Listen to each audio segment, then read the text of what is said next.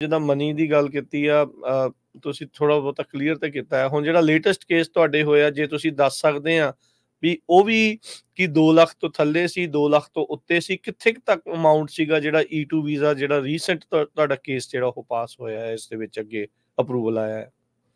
ਸੋ ਬਾਈ ਨੇ ਵੀਡੀਓ ਬਣਾਈ ਸੀਗੀ ਤੇ ਵੀਡੀਓ 'ਚ ਉਹਨੇ ਡਿਸਕਲੋਜ਼ ਕੀਤਾ ਸੀਗਾ ਕਿ ਐਗਜ਼ੈਕਟ ਮੈਨੂੰ ਓਬਵੀਅਸਲੀ ਨੰਬਰ ਨਹੀਂ ਪਤਾ, ਜੋ ਉਹਨੇ ਵੀਡੀਓ 'ਚ ਡਿਸਕਲੋਜ਼ ਕੀਤਾ ਉਹੀ ਗੱਲ ਰਿਪੀਟ ਕਰੂੰਗਾ, ਉਹਦੇ ਮੂੰਹੋਂ ਨਿਕਲੀ ਕਿ 4 ਕੁ ਲੱਖ ਦਾ ਜਿਹੜਾ ਸੀਗਾ ਸਾਰਾ ਬਿਜ਼ਨਸ ਸੀਗਾ, ਗਰੋਸਰੀ ਸਟੋਰ ਸੀਗਾ ਤੇ ਅੱਧਾ ਉਹਦੀ ਰਿਸ਼ਤੇਦਾਰ ਨਾਲ ਪਾਰਟਨਰਸ਼ਿਪ ਸੀਗੀ, ਅੱਧੇ ਪੈਸੇ ਉਹਨਾਂ ਨੇ ਪਾਏ ਸੀਗੇ। ਸੋ ਇਹਦੇ ਹਿੱਸੇ 2 ਲੱਖ ਆ ਗਏ ਠੀਕ ਹੈ। ਤੇ 2 ਲੱਖ ਜਿਹੜੇ ਸੀਗੇ ਉਹਦੇ ਵਿੱਚੋਂ ਦੀ ਸਬਸਟੈਂਸ਼ੀਅਲ ਮਤਲਬ 1 ਲੱਖ ਤੋਂ ਜ਼ਿਆਦਾ 50% ਤੋਂ ਜ਼ਿਆਦਾ ਉਹਨੇ ਆਲਰੇਡੀ ਜਿਹੜਾ ਬਿਜ਼ਨਸ 'ਚ ਲਾ ਦਿੱਤਾ ਸੀਗਾ ਜਦੋਂ ਆਪਾਂ ਵੀਜ਼ਾ ਜਿਹੜਾ ਅਪਲਾਈ ਕੀਤਾ। ਠੀਕ ਹੈ। ਤੇ ਵੀਜ਼ਾ ਉਹਨੂੰ ਫਿਰ ਮਿਲ ਗਿਆ ਤੇ ਬਾਕੀ ਤਾਂ ਉਹਨੇ ਜਿਹੜਾ ਹੁਣ 2 ਸਾਲ ਦਾ ਤੁਹਾਨੂੰ ਜਿਹੜੀ ਐਟ ਅ ਟਾਈਮ ਸਟੇਟਸ ਉਹ ਦਿੰਦੇ ਆ ਤੇ ਬਾਕੀ ਦਾ ਜਿਹੜਾ ਬਚਿਆ ਉਹਨੇ 2 ਸਾਲ 'ਚ ਜਿਹੜਾ 2 ਸਾਲ ਦੇ ਅੰਦਰ ਆਪਣਾ ਪੂਰਾ ਕਰ ਦੇਣਾ, ਜੌਬ ਜਿਹੜੀ ਹਾਇਰ ਲੋਕਾਂ ਨੂੰ ਉਹ ਹਾਇਰ ਕਰਨਾ ਸ਼ੁਰੂ ਕਰ ਦੇਣਾ। ਤੇ ਇਹ ਜਿਹੜਾ ਸੀਨ ਸੀਗਾ ਗਰੋਸਰੀ ਸਟੋਰ ਦਾ, ਤੇ ਕਈ ਸਾਰੇ ਉਦਾਹਰਨ ਆ, ਕਿਸੇ ਨੇ ਰੈਸਟੋਰੈਂਟ ਖੋਲ੍ਹਿਆ, ਕਿਸੇ ਨੇ ਕੁਛ ਕੀਤਾ ਹਨਾ, ਤੇ ਉਹਦੇ ਹਿਸਾਬ ਨਾਲ ਕੀ ਡਿਪੈਂਡ ਕਰਦਾ ਹੁਣ ਰੈਸਟੋਰੈਂਟ ਕਿੱਥੇ ਖੋਲ੍ਹਦੇ ਆ।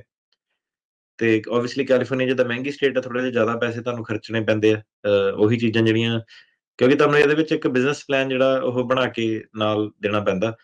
ਤੇ ਬਿਜ਼ਨਸ ਪਲਾਨ ਦਾ ਮਤਲਬ ਇਹੀ ਹੁੰਦਾ ਕਿ ਜੇ ਤੁਹਾਡੇ ਕੋਲ $1,00,000 ਆ ਤਾਂ ਉਹ ਤੁਸੀਂ ਦੱਸਣਾ ਹੈਗਾ ਕਿੱਥੇ-ਕਿੱਥੇ ਖਰਚਣਾ। ਤੇ ਕੈਲੀਫੋਰਨੀਆ 'ਚ ਓਬਵੀਅਸਲੀ ਉਹ ਜਲਦੀ ਖਰਚ ਹੋ ਜਾਂਦਾ ਕਿਉਂਕਿ ਚੀਜ਼ਾਂ ਇੱਥੇ ਜ਼ਿਆਦਾ ਮਹਿੰਗੀਆਂ। ਦੂਜੇ ਦੇ ਵਿੱਚ ਥੋੜ੍ਹਾ ਜਿਹਾ ਤੁਸੀਂ ਬਿਜ਼ਨਸ 'ਚ ਉਹੀ ਸੇਮ ਮਨੀ ਨਾਲ ਤੁਸੀਂ ਜ਼ਿਆਦਾ ਜਿਹੜਾ ਵੱਡਾ ਅਦਾਰਾ ਜਿਹੜਾ ਖਰੀਦ ਸਕਦੇ।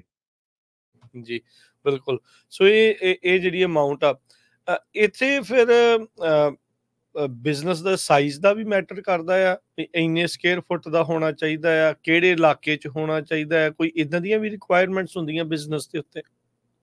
ਏਦਾਂ ਦੀ ਕੋਈ ਰਿਕੁਆਇਰਮੈਂਟ ਨਹੀਂ, ਪਰ ਹੁਣ ਤੁਸੀਂ ਕਹੋ ਕਿ ਇੱਕ ਛੋਟੀ ਜਿਹੀ ਕਿਸੇ ਨੇ ਸਮੋਕ ਸ਼ਾਪ ਪਾਲੀ ਜਾਂ ਕਾਫੀ ਸ਼ਾਪ ਪਾਲੀ ਕਿ ਜਿਹ 'ਚ ਬੰਦਾ ਹੀ ਇੱਕ ਖੜਾ ਹੋ ਸਕਦਾ ਕਿ ਬਹੁਤ ਛੋਟਾ ਜਿਹਾ ਖੋਖਾ, ਤੇ ਉਹ 'ਚ ਤੁਸੀਂ ਕਹੋ ਜੇ ਮੈਂ 5 ਬੰਦੇ ਕ੍ਰੀਏਟ ਕਰ ਦੇਣੇ, ਉਹਨੂੰ ਕਹਿਣਾ ਤੇਰੇ ਜਗ੍ਹਾ ਹੀ ਨਹੀਂ ਹੈਗੀ ਬਿਠਾਉਣ ਵਾਲੀ, ਤੇ ਪਹਿਲਾਂ ਸਕੁਏਅਰ ਫੁਟੇਜ ਦਿਖਾ ਕਿ ਬੰਦੇ ਬਹਿ ਵੀ ਸਕਦੇ ਆ ਕਿ ਨਹੀਂ।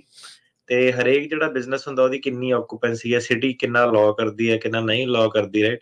ਉਹਦੇ ਹਿਸਾਬ ਨਾਲ ਤੁਸੀਂ ਜਿਹੜਾ ਕਿ ਕਿੰਨੇ ਬੰਦੇ ਆ ਸਕਦੇ ਆ, ਪਾਰਕਿੰਗ ਲੋਟ ਦਾ ਕਿੰਨਾ ਸਾਈਜ਼ ਹੋਣਾ ਚਾਹੀਦਾ। ਇਹ city to city, county to county ਜਿਹੜੇ ਰੂਲ ਚੇਂਜ ਹੁੰਦੇ ਰਹਿੰਦੇ ਆ। ਓਬਵੀਅਸਲੀ ਹਰੇਕ ਚੀਜ਼ ਜਿਹੜੀ ਅਮਰੀਕਾ 'ਚ ਪਰਮਿਟ ਦੇ ਹਿਸਾਬ ਨਾਲ ਜਿਹੜੀ ਚੱਲਦੀ ਆ।